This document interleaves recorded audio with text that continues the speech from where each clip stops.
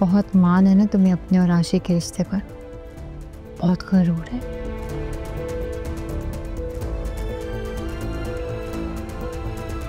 इस गरूर और रिश्ते को खाक में ना मिला दिया तो मेरा नाम भी आयशा नहीं। भाभी बात यह है कि हम सबको पता है कि आप अपने घर गई थी, सिर्फ आयशा भाभी को नहीं पता। आपने इनको इन्फॉर्म नहीं किया था?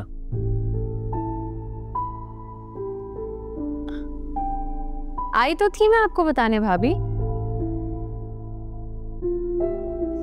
क्या हुआ, आप भूल गई?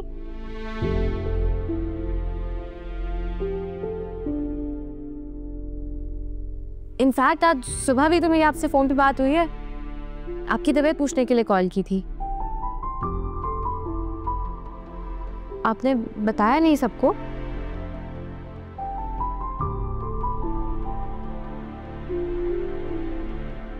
जी भाभी, बल्कि ईश्वर ने आपको, इनाया को, इनफैक्ट बाबा को भी बताया था। मेरे सामने तो गई थी बताने। भाभी मुझे लगता है आपको एक लंबी छुट्टी की जरूरत है, बहुत बातें भूलना शुरू हो गई यहाँ।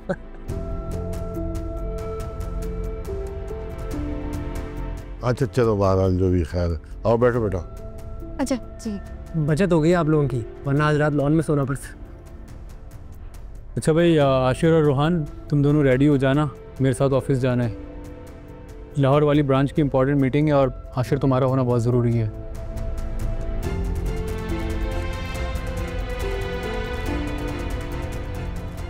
अब भाई वो मेरा जाना जरूरी है क्या? हाँ जी जी ठीक है, ओके।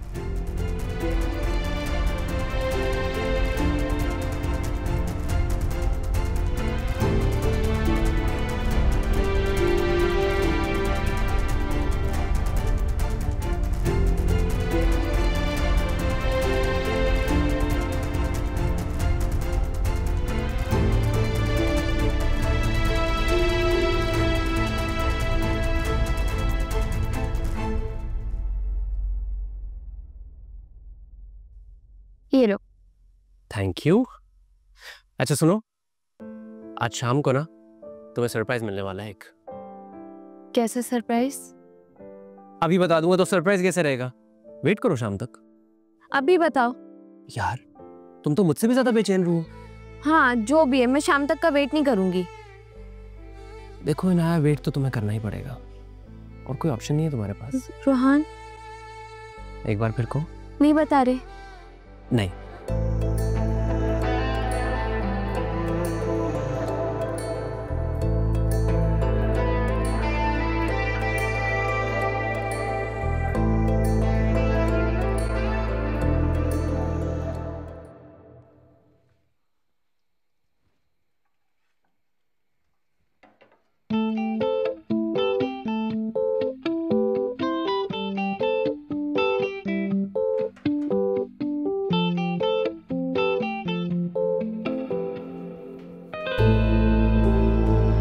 ऑमलेट, चीज ऑमलेट। क्या हुआ भाभी, आपको कुछ बुरा लगा? क्या समझती हो खुद को? तुम्हें क्या लगता है ये सब करके तुम मुझे घर वालों की नजरों में बुरा बना दोगी? भाभी मैंने वही किया जो आपने कहा था। आपने ही कहा था ना कि कहीं भी जाने से पहले सबको बता कर जाऊं घर पे। मैंने बताया था अंकल को, असद भाई को, रोहान को, इनाया को भी। आपको भी बताना था।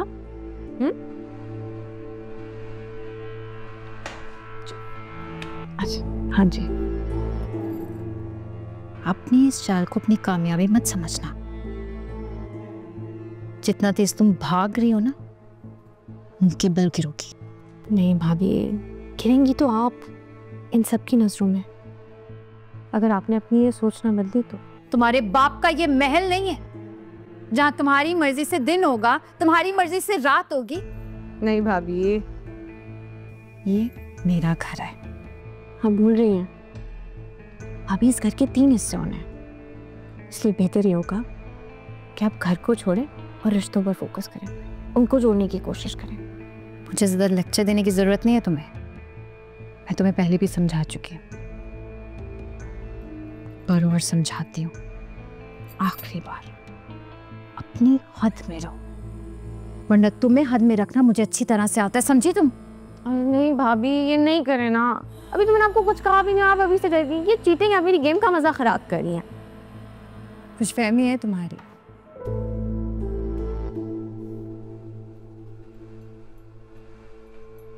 किसी खुशफहमी में मत आना।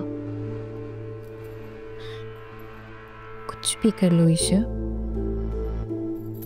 मुझे हरा नहीं सकती।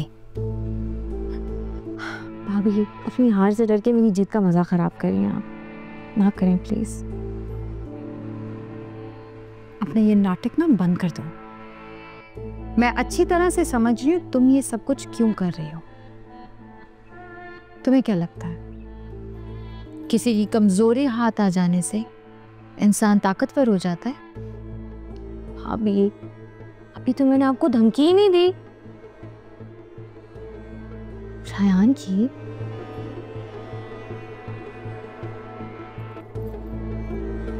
धमकी देनी है, दे लो। और तुम्हें क्या लग रहा है ईशा, तुम्हारी धमकी से मैं डर जाऊंगी? तुम्हें अंदाजा नहीं है मैं कौन हूं। मैं अंधेरों में से रोशनी का रास्ता ढूंढ लेती हूँ। वक्त आने पर अपनी कमजोरी को अपनी ताकत कैसे बनाना है मुझसे बेहतर कोई नहीं जानता। एक बात याद रखना ईशा, मैदान जंग में सिर्फ हथियार का काम नहीं होता, निशानेबाज का भी होता है। और मेरा निशाना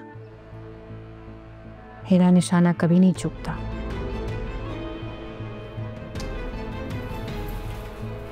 और अगर तुम्हें लग रहा है ना कि मैं और इनाया तुम्हारी इन धमकियों से डर जाएंगे, तो ये बात अपने दिमाग से निकाल दो। अरे इनाया बेचारी तो खुद आपकी खुशियों का निवाला बन चुकी है भाभी। मजे की बात बताऊं, उसको मैंने एक इशारा दिया ना तो वो यूं आपको अकेला कर देगी।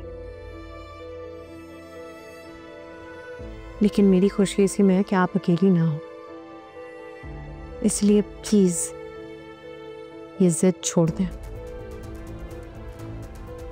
बहुत उछल रही हो, बहुत मान है ना तुम्हें अपने और आशिक के रिश्ते पर, बहुत गरूर है।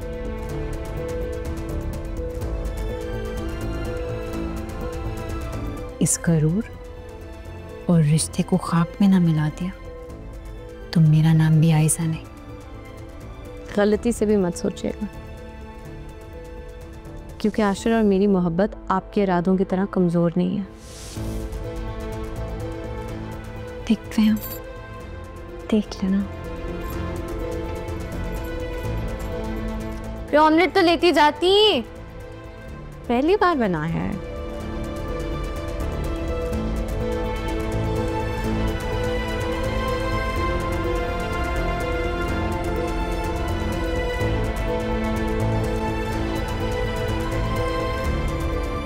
गम है या खुशी